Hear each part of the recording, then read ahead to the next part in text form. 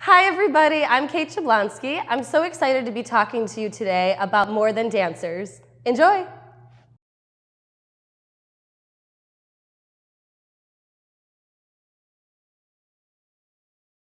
I started with gymnastics until about the age of 10. Then I transitioned into dance and fell in love with it. I started competing a competition team throughout high school, teaching a little bit, and then I moved to New York right after high school to pursue a professional career, training with Wes Veldink initially through Broadway Dance Center. I had an injury, I tore my ACL, so I went home and rehabbed for a year and then went back and completed the professional program.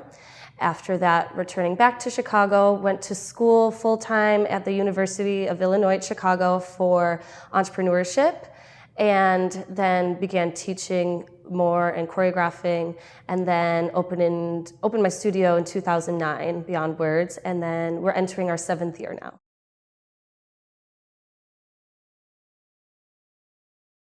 I figured that I wanted to dance right out of high school, and I wanted to just dive into it 100% and be in New York City. I knew I always wanted to live there. And then in training so intensely, I also, once I knew I wanted to open a dance studio, I knew I needed some education and more business background. I also knew I always wanted to go to college, so it seemed like the perfect balance of a lot of dancing after school, but then also doing a little business and getting to know more about marketing and everything that would help me with my dancing skills.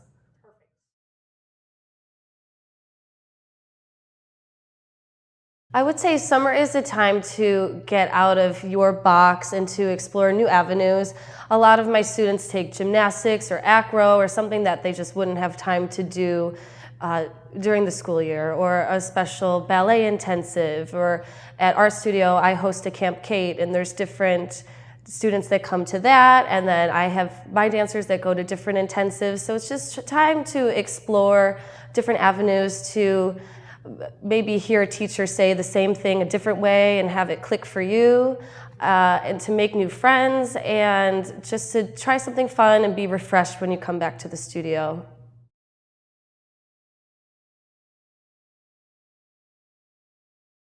The advice I would give that dancer struggling, I guess that comes down to confidence. It would be, well, why are you dancing? Are you dancing to book this particular job, or is it because of the feeling that you get when you dance? And that genuine joy is something that no one could ever take away from you. And then when there is that perfect job, or you're the casting director, that's what's going to shine. So I think it's always passion before talent or facility or natural facility that you might have. So your passion is going to get you everywhere. I would just encourage them to keep pushing if that's what they love to do.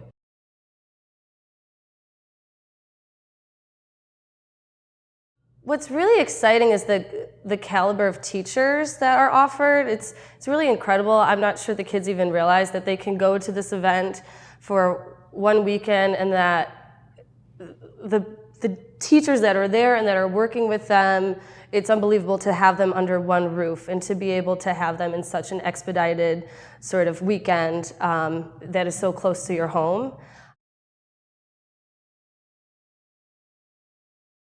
What I look for in an audition or in dancers that I want to work with or hire is definitely their drive and their passion and commitment. It is the first one to their spot when I tell them to go somewhere.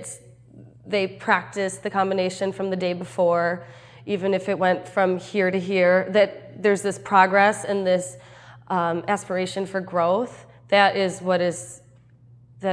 most appealing to me in a dancer. And it's not necessarily the most talented dancer by any means, but just that fire in the dancer, where if they want this knowledge, I'm so willing to help them, and I want to, like when they're like a sponge and they just eat up everything that you say, and that's when they're going to improve. That is the best quality.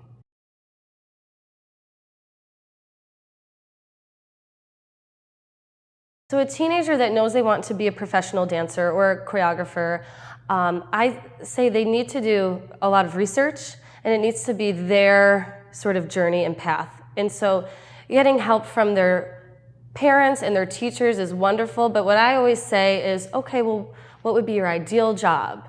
Where does that mean that you live? What are you doing? Is there a camera? Are you on stage? Okay, well, what are the training programs that can get you to that point? Kind of narrowing down what their interests are and then having them do the research and then come back to me to present it. So it feels like it's their endeavor.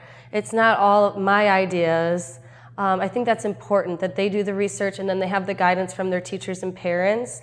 And then the more versatility that they have, the better. So working on their resume, picking up their old dusty tap shoes if they don't do that, doing a voice class even if they feel really self-conscious, just encouraging them to take as many avenues as possible so that they're prepared to pursue a professional career.